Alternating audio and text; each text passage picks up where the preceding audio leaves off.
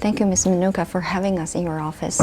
Your office has a great view here. So in Chinese, we have a saying that if you stand high enough, you can have a very far-reaching vision. The vision of Board of Investment of Sri Lanka is to make Sri Lanka the most preferred destination for sustainable development in Asia.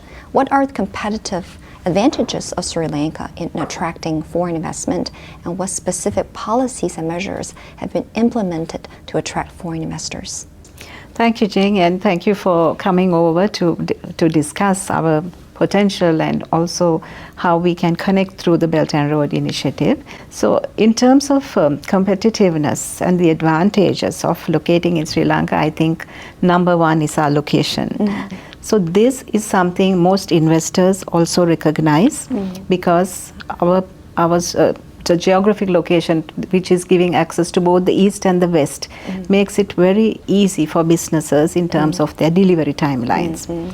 Then also, if you speak to any investor that has been with BOI, they would say is what they find very unique in Sri Lanka is our labor force.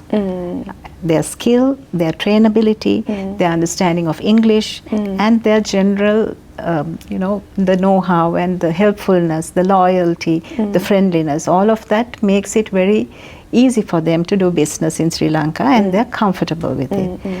The BOI also, when we sign an agreement with an investor, they have that the safeguard that BOI will honor every word in that agreement. Whatever government changes, policy changes happen, when we enter into a contract, that will remain valid for the lifetime.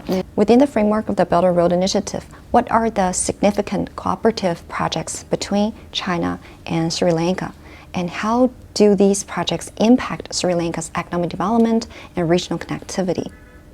Well, China has been a long-term alive friend of Sri Lanka's, and most of our major infrastructure, for example, have been built by the Chinese investors or with Chinese collaboration. If you take the road you came from the airport to Colombo, the Katunaik Expressway, that was built by the Chinese. Oh, really? Yes, by China. Similarly, the airport in the south, Mattala, then that tower you see there, the Lotus Tower.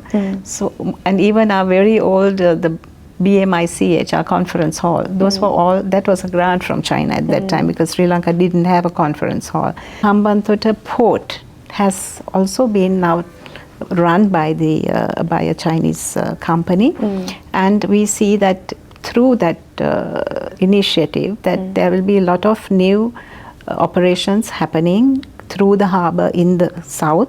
So under the BRI, I think we have a lot of connectivity, not only in terms of the two ports, but in terms of other activities, new approvals that have been asked to even have a logistics center next to the port. And then how do you understand some voices come from, especially the Western media, saying that the Belt and Road Initiative is a kind of new colonialism, and also there's a debt trap for that? How do you understand this? Well, it's how you look at it. It's like how you look at whether the glass is half full or half empty. Because if you have your own capital maybe to invest and then reap the benefits out of it, that may be one way of approaching development.